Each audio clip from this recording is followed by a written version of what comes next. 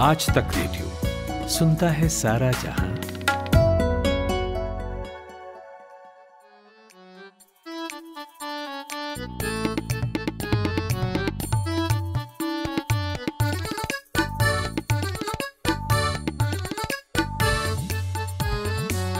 खिलौने मिट्टी के हों तो उनका एक फायदा भी है, एक टूट जाए तो दूसरा बनाया जा सकता है उसी मिट्टी से। बुजुर्गों ने कहा था कि इंसान माटी ही तो है, एक दिन माटी ही में मिल जाएगा। नोएडा में बीते हफ्ते जो हुआ उसने 2:30 बजने को एक नया अर्थ दे दिया है। स्याह इमारतों को देखकर ये चुहलबाजियां हो रही हैं कि इनका 2:30 कब बजेगा। 2:30 बजना अब विध्वंस, कौतूहल और नए निर्माण का पर्याय है।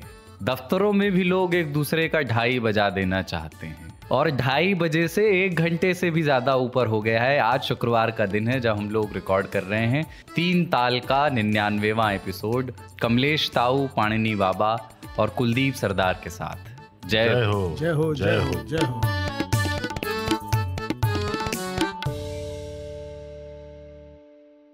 जब ये रविवार को 2:30 बजे घटना हुई तो हमको याद आया कि अगर कबीर दास होते तो कहते कि 2:30 आखिर फ्रेम का।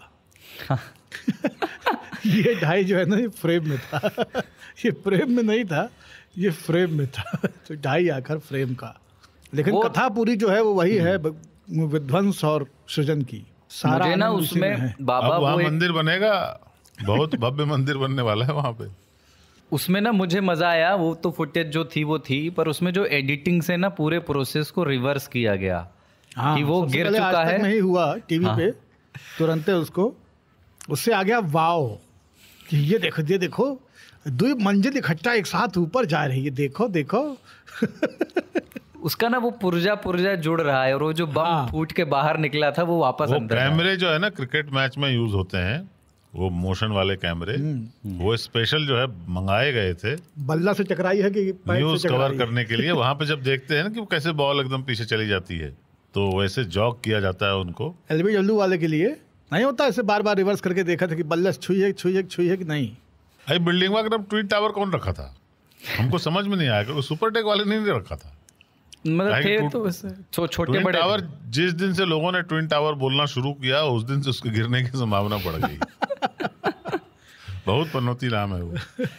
अच्छा, एक चीज जो बाबा ये कि ट्विन टावर्स वाला ये जो प्रकरण है, तो हम सब विध्वंसानंद महाराज हैं। है ना, वो ये लगा कि यही उचित ट्वीट है करने के लिए। इंसान की फितरत है, मतलब कि विध्वंस उसे आकर्षित करता है सृजन से ज्यादा। ऐसा मतलब इसका निष्कर्ष क्या, कैसे पहुंचे आप यहाँ तक? क्योंकि विध्वंस में समय नहीं लगता है और व्यक्ति के पास सब कुछ है, समय नहीं है। निर्माण में समय लगता है। जिन लोगों ने बाबरी गिराई थी उनका कौतूहल याद कीजिए। और राम मंदिर का शिलान्यास हो गया है, 2 बार हो चुका है, शिला पूजन हो चुका है, मंडप बन रहे हैं, नेह भरी जा रही है। किसी का कोई इंटरेस्ट नहीं, कोई बात करता नहीं मिलता है कि गुरु कितनी चुनाई हो गई, खलिंजा लग गवा कि नहीं, है ना, RCC हुई रही है, सरिया पड़ी कि नहीं पड़ी, पिलर पड़े लगे कि नहीं, कोई बात ही नहीं कर रहा है। जब पूरा बन जाएगा तब जरूर जाएंगे देखने के लिए। हाँ, यही पीछे बवाल चला है 3-4 दशक से। तो विध्वंस जो है आकर्षित करता है। दूसरा क्या है कि निर्माण में कोई, क्योंकि समय बहुत लगना है, इसलिए कोई बड़ा परिवर्तन एक साथ नहीं दिख रहा होता है, जबकि विध्वंस में बहुत बड़ा परिवर्तन एक साथ दिख रहा होता है। कई मंजिलों की इमारत 9 सेकंड में ध्वस्त होकर के धूल धूसरित हो गई। आप कल्पना कीजिए कि 9 सेकंड में ये इमारत बन सकती है क्या? अगर रिवाइंड ना किया जाए तो क्या किसी और टेक्निक से, भाई हम लोगों ने तो रिवाइंड करके दिखा दिया तो दिख गया कि हाँ वापस से कंस्ट्रक्ट हो गई। कोई ऐसी टेक्निक है क्या कि 9 सेकंड में आप इतनी बड़ी इमारत बना दें? तो क्वांटम ऑफ एक्शन वो देख के ही पता चलता है ना। अगर उसमें बहुत समय लगना है, इस इमारत को बनने में कितना समय लगा होगा, लेकिन उतने समय तक वहाँ कोई खड़ा नहीं रहेगा, और खड़ा रहेगा तो उसको पता नहीं चलेगा। जैसे बच्चे कब बड़े हो जाते हैं पता नहीं चलता है, बच्चे कब बड़े हो जाते हैं घर में पता नहीं चलता है, लेकिन एक दीवार गिरती है और वही बच्चे उसमें दब जाते हैं और देहावसान हो जाता है तो सबको पता चलता है, पूरा शहर, पूरा मोहल्ला रोता है। तो विध्वंस जो है ना वो हमेशा बहुत कम समय में, क्योंकि बहुत कुछ बदल देता है, इसलिए उसकी तरफ एक सहज आकर्षण होता है, वो सहज होने वाली क्रिया नहीं है, वो समय के साथ धीरे धीरे सतत होने वाली क्रिया नहीं है, वो अचानक से, पूरी घटना ही अचानक से होती है। और वो जो उसका वाव है ना, वो यही है कि बहुत सारी चीज़ एक ही क्षण में हो जाती है। एक 80 साल जिया हुआ व्यक्ति एक क्षण में डिक्लेयर डेड हो जाता है। कई साल में बनी हुई एक इमारत कुछ ही क्षणों में जमींदोज हो जाती है। 4 घंटे में एक 400 साल पुराना गुंबद गिर के ध्वस्त हो जाता है। अरे भैया बाबा, इसको 181 दिन लगे थे। 181 दिन की कड़ी मेहनत के बाद 9 सेकंड आया वो जो दर्शनीय हुआ। हाँ, लेकिन ताऊ वो 181 दिन को देखिस नहीं। और हम लास्ट मिनट तक सोच रहे थे कि एक साइड में पलटेगा एक। नहीं, क्योंकि आदमी तो निकल चुके थे सारे, माली नुकसान ही होता। माली नुकसान तो इतना बड़ा हो ही रहा है ना। 1000 करोड़ का नुकसान हो रहा है, 2-4 करोड़ का और 10 करोड़ का हो जाता तो उसमें यह था कि थोड़ा माली नुकसान हो जाएगा। हुआ नहीं, बहुत कुछ बहुत अच्छे, एकदम वाटरफॉल की तरह जैसा उन्होंने बोला था वैसे ही भरभरा के एकदम महीन करके नीचे उतर गया। और ये उससे लगा कि मुझे लगता है कि ये जो कंपनी है, जो एडिफिस और जेट डेमोलिशन, इन लोगों को भारत में ऐसे बहुत सारे काम देने चाहिए। बहुत मनोरंजक रहा पूरा देश। अरे आज तक के यूट्यूब पे एक टाइम में 7.5 लाख लोग देख रहे थे इसको, और संडे का दिन था, ज्यादातर लोग तो चैनल पे देख रहे होंगे। हमारे वेबसाइट पे संडे के दिन दोपहर में कॉन्करेंट एक साथ जो है लाख लोग हैं, 1.5 लाख लोग थे। तो आप समझ सकते हैं कि लोगों ने कितनी रुचि लेके इसको देखा।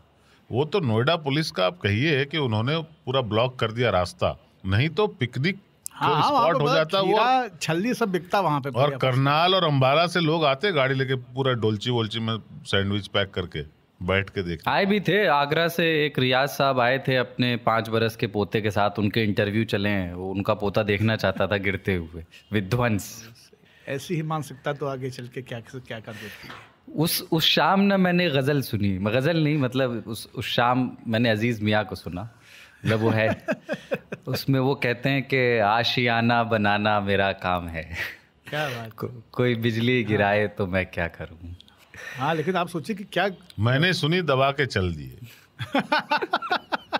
बटन दबाया और चल दिए। तो ये मौत की पुरजोर आंधी जब इससे टकराएगी, ये इमारत टूट के फिर खाक में मिल जाएगी। हमें ताऊ से कहा सब गिर गया, तो ताऊ ने कहा कि इसलिए ना सब लोगों की शिव से फटती है। बाकी सब देवी देवता ठीक है, मानो न मानो, है ना, कोई फर्क नहीं पड़ता है। भोले बाबा से सब राइट टाइम रहते हैं एकदम, क्योंकि वो विध्वंस के देवता है, और विध्वंस की बुनियाद पे ही सृजन टिका है। कुछ भी नया बनाने के लिए, रियासत का राजा नया बनाना है तो आपको पुराने को वीकर करना पड़ेगा, मकान नया बनाना है तो पुराने को हटाना पड़ेगा। अरे कांग्रेस ट्राई कर रही है बहुत जमाने से। कांग्रेस का प्रॉब्लम ये है कि पुराना इमारत हटा नहीं रहे हैं, इसलिए नई इमारत बन नहीं पा रही। सितंबर में क्या बोले हैं इलेक्शन करेंगे, तो ये जो समस्या है ना, और कांग्रेस का इलेक्शन वैसा ही होगा जैसे उस फ्रेम में हुआ था ना, वापस सब कुछ खड़ा हो गया। चलिए अच्छा है, यहाँ से क्यों लेके मैं आगे बढ़ जाता हूँ आज के विषय पर। आज अपन जिन विषयों पे बात करेंगे उनमें पहला है अधिकारों के रक्षार्थ दिल्ली में पिछले दिनों रथ जगे हुए। एलजी साहब के इस्तीफे की मांग करते हुए आम आदमी पार्टी के विधायकों ने ओवरनाइट प्रोटेस्ट किए, रथ जगे में विरोध प्रदर्शन। और ये शब्द बड़ा सुंदर लगता है बाबा मुझे, रथ जगा। तो आज अपन देर रात तक जागने पर बात करेंगे, और देर रात तक जागने वालों पर भी, कि क्या उल्लू ना होकर हमें गौरैया हो जाना चाहिए। क्या नॉकटर्नल ज़्यादा क्रिएटिव लोग होते हैं, और रात के प्रहरियों की ज़िंदगी कैसी होती है जिनका काम ही रात में होता है। तो सबसे पहले आज इस पर बात करेंगे, और फिर बात करेंगे फ़ोन के चार्जर की। यूरोपियन यूनियन के बाद अब भारत सरकार भी ये मन बना रही है कि सारे फ़ोन्स का एक कॉमन चार्जर हो, एक यूनिवर्सल चार्जर हो, और ये अलग अलग पिन का लफड़ा ख़त्म हो। पतली पिन, मोटी pin, B type, C type, सबका विलय कर दिया जाए। तो द ग्रेट चार्जर प्रॉब्लम पर आज बात करेंगे। ताऊ बाबा के पुराने कुछ पतली पिन के, मोटे पिन के चार्जर, हाँ, कुछ अनुभव आपके रहे हो तो वो भी बात करेंगे। और बिजार खबर में भैया आज़ाद की बात होगी जिनकी भैंस चोरी हो गई थी, और एसपी के आदेश के बाद भी जब थानेदार ने कार्रवाई नहीं की। आज़ाद नहीं, आजम होगा नाम उनका। हाँ भैंस आजम होगा, चेक करो एक बार। नहीं, ये नहीं, लेकिन एसपी कार्रवाई करता। आजम होते तो एसपी खुद निकल जाते बहस ढूंढने। तो एसपी की सरकार नहीं ना। हाँ, गुड वन। तो उसके बाद उन्होंने कुछ ऐसा विचित्र काम किया, वो हम आपको बताएंगे कि क्या किया बेजार खबर में। और आखिर में 3 तालियों की चिट्ठियां हैं, उसके पहले एक छोटा सा ब्रेक।